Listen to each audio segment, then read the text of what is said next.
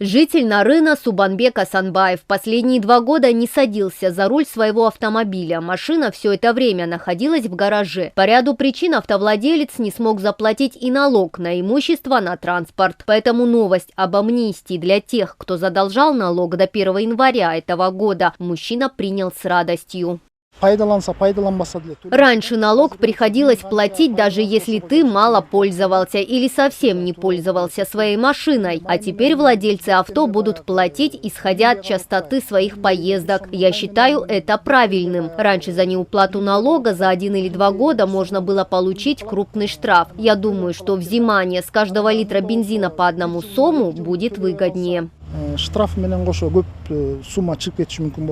Каждый взимаемый сом будет направляться в дорожный фонд. Средства будут расходоваться исключительно на содержание, строительство и реконструкцию автодорог, подчеркивают в Минтрансе. Ранее замминистра транспорта и коммуникаций Бекназар Базаралиев сообщил, что в этом году с введением нового сбора объем доходов фонда с 5 миллиардов может увеличиться до 7 миллиардов сомов.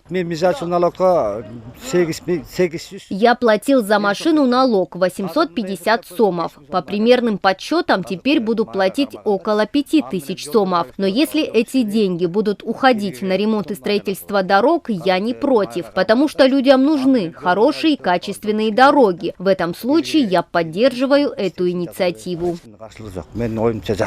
В целом сейчас многие нарынчане занимаются частным извозом, работают с утра до вечера, а там, где дороги оставляют желать лучшего, много средств уходит на ремонт автомобиля и покупку запчастей. И тут очень важно, чтобы дороги действительно капитально ремонтировались и в целом продолжало развиваться социально-экономическое положение регионов.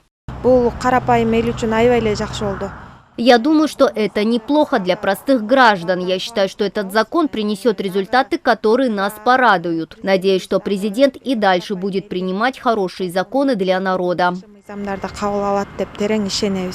Напомним, что глава государства также подписал указ, в рамках которого все фермеры в ближайшие 5 лет не будут платить налоги за использование имущества на сельхозугодья. Кроме того, у предпринимателей будут аннулированы долги, которые накопились за налоговые периоды до 1 января 2022 года.